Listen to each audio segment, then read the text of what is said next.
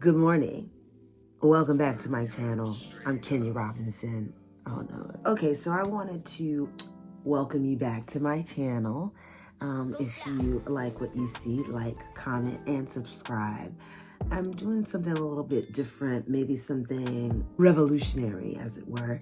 And I am using YouTube as an instructional tool because why the hell not? It's easy. Everybody's got access to it.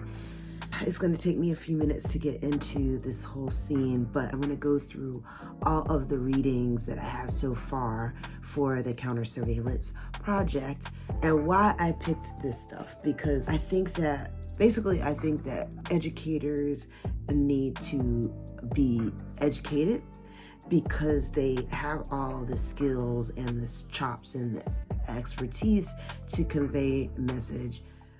I am not as cool as most of the YouTubers on here, but I do use this as a tool to communicate some information. And so I am going to use this platform to walk all of the teaching artists through my selection for the readings. Now, I want to make sure that you all understand that this is not meant for the students to read, even though they could. I want you to imagine that you have a class, maybe not full, but let's say 50% of your students don't want to do any of the work. Because right now, everybody has mentioned how inspired the students are and how committed they are to the class. And that's wonderful. That's great for starting a program out, right? You want to be able to actually have some return on your investment of developing lesson plans and curriculum and coursework. But ultimately, that's not the goal. The goal is to be able to communicate to students who don't want to do any homework, who need to be supported in these ways of counter-surveillance because they're the ones that are being most heavily tracked in a negative way. Because, we're all being tracked to figure out what they want to sell us. But there are also people who are being tracked so they can be basically absorbed into the criminal justice system, so that they can be exploited because they are minors, and a whole host of other reasons that are really negatively impactful.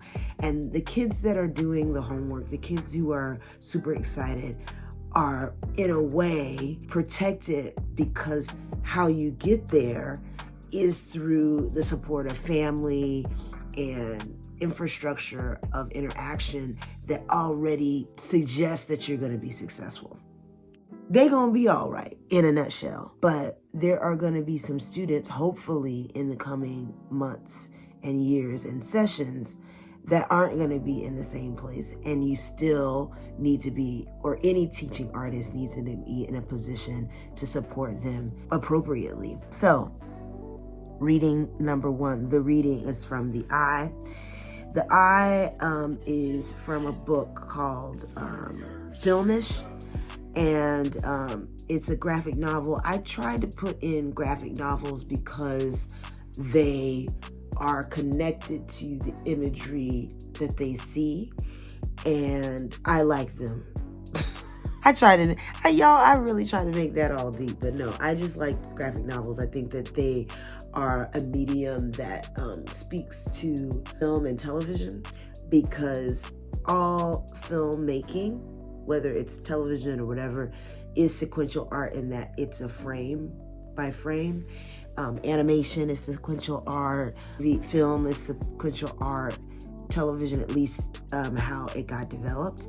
And so to utilize film as a way to understand how we're being watched feels key. So I put the eye because it's all about, and I'm looking down on here because I'm just browsing it. So since the very first flickers of light hit a screen over 100 years ago, the moving image has captivated audiences. And that's even more so now, because now we have these little movie screens in our pockets.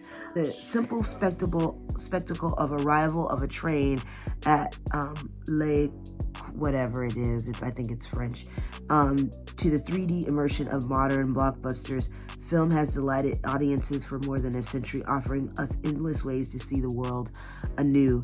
As Italian film theorist Francesco Castelli puts it, film sets our vision free, restoring it to us with an invigorating potential.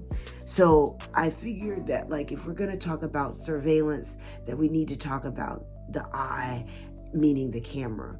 But the fact that a camera is based on the mechanism of the eye is why I included that particular reading. Now on to the next one, The Sculptor. The reason why I included The Sculptor, especially in terms of identity, is because the main character, David Smith, I'm almost positive that the name of the main character is David Smith, and so he gets mistaken a lot because his name is quite common.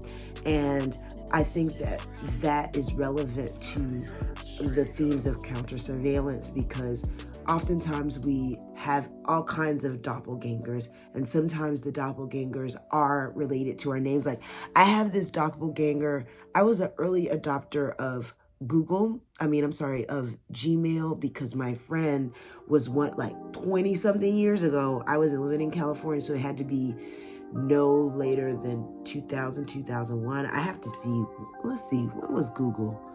When was Gmail introduced? 2004. So I was definitely one of the beta people. Let's see if I can find it. Anyway, I have a doppelganger. Her name is Kenya Robinson also, but she has her Gmail is kenyarobinson@gmail.com, and mine is kenya.robinson@gmail.com.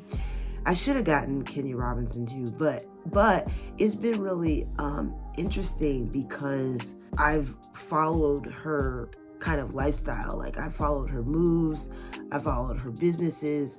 I remember when she was I think I've been through at least 2 kids. Anyway, oh yes, because I used to be on Hotmail. Yes, I used to be on Hotmail.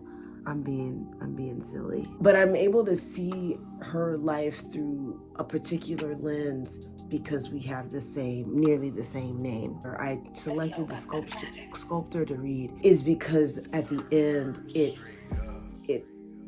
talks about the confusion that happens. And so I think that when people have the same name, it's happened, growing up, where it's like you got Jennifer J and Jennifer B and Jennifer C and all this kind of stuff.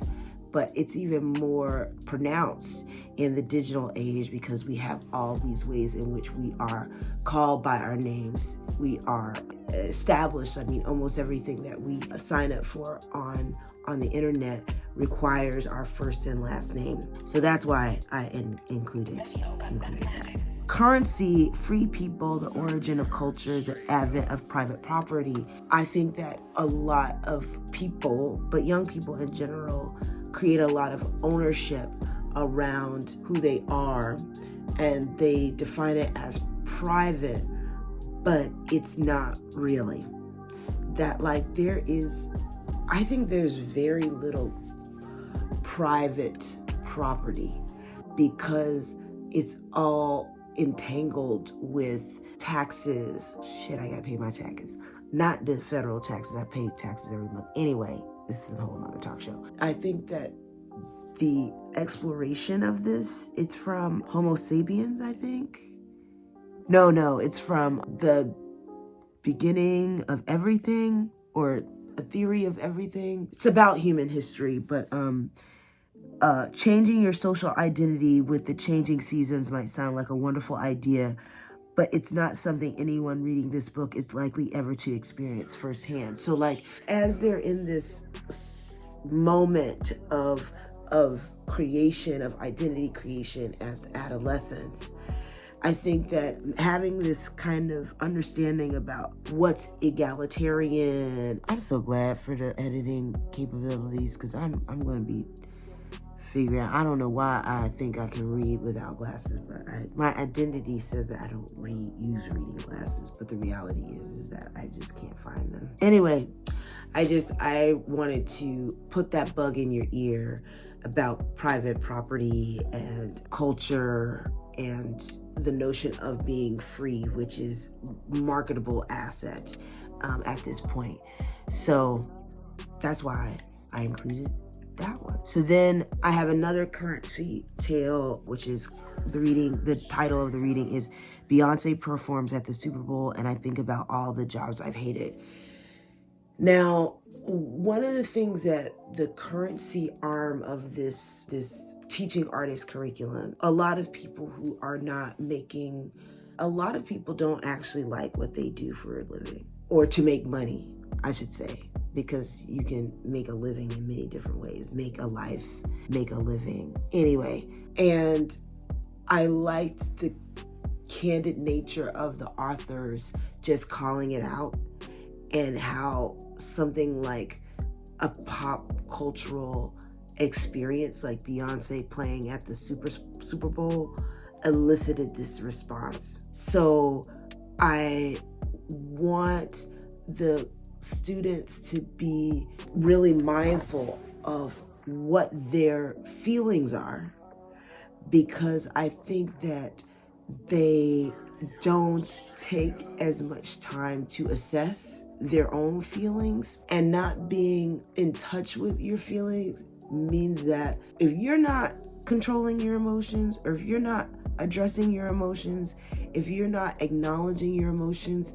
if you're not identifying your emotions, then somebody else is using that to their own advantage, because if you don't know, if you're like caught unawares, you could absolutely be manipulated. And so I think that, this particular reading is a reflection on that. And again, all of these, sorry, I'm reading my Gmail again. All of these readings are not meant for the students. They're meant for you. They're meant for you to use this as inspiration to further enrich what you're communicating to them. All right, so now we have our first strategy reading. We think as we please. It says, Homo sapiens, the rational man, has been the dream of humanity. If we could only utilize to the fullest our rational powers, we could solve most of our problems. Yet, when we seem to get closer to this goal in our thinking machines, our computers, we get frightened. It could be that what we fear is the fulfillment of our wish. The ultimate rationality is at once the same time the ultimate inhumanity, the machine monster. So I think that particular phrase encapsulates an idea that, maybe we are the closest. I want to say this book was probably written in the 60s, but the bibliography has at least the publishing date. But so the author I know is Ernest. Anyway, Ernest Dichter was a influential advertising maven. Like, he was a psychologist. I think he was from like Germany or somewhere in Europe. And he was a psychologist that got employed by a number of consumer products firms like Betty Crocker. I can only remember one of the roles, like one of the biggest parts of his contribution to advertising and marketing was the concept of a focus group, or the idea that people make choices based on emotion. So like before you got a saddle, before the advertising age, you got a saddle because you needed it, and you tried to get the best quality because you had experience with using a saddle that was based on the efficiency of said saddle. Like, is it gonna last? Is it gonna fit on the horse? I don't know anything about saddles, but I'm just using that because it seems old-timey. What was I saying? I'm hungry. So,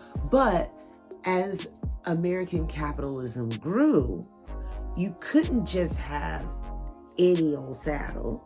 You had to have, like, people saw that they could make money if they changed the saddle or made it more luxurious or attractive in some particular way. Okay, so the next one is also strategy based, and it's talking about imagined communities, because I definitely felt compelled to include this reading because it speaks about like the imagined communities of people who buy something. It says, like the nuclear family, the community could not completely disappear from our world without any emotional replacement. Markers and states today provide most of the material needs once provided by communities, but they must also supply tribal bonds. Markets and states do so by fostering imagined communities that contain millions of strangers and which are tailored to national and commercial needs. An imagined community is a community of people who don't really know each other, but imagine that they do. I want to impress upon you that, like, I want you to imagine that I know that I could know better than you about this particular potential population of students. I just want to hold it, like, whether it's true or not, I just, as a thought experiment, want you to imagine this. Just imagine it. And these, like I said, these readings are not for the students. And in fact, I think that there needs to be, I might even include a limit on how much reading you like share with them and what form you share it with them. I still haven't decided. I'm still working on that. Because like I said, there might be individuals in the class, in the sessions, who are not strong readers, who could still learn how to code, could still participate in the class, but have been so conditioned by a school system, by this, not to read that deeply. And I think that if you can find ways to like have really compact, concise readings that relate directly to their experience, directly to their interests, that would be key. But that's why I included this in strategy, because that is a strategy. To create an imagined community is a strategy, but what does that mean? And so this is the type of thing that could influence. The suggested activity is to live stream an interactive broadcast. That is the practice of building an imagined community, is through live streaming and stuff, because I've definitely watched some live streams of celebrities, and in that moment I do feel like they're a stranger to me, but I feel like I know them. And I feel like they kind of know me, like especially when they respond to a comment, and that's the life that they're living. I don't know how many of you all watch Instagram lives, but I do. And I do Instagram lives, and that creates a whole other community. Anywho.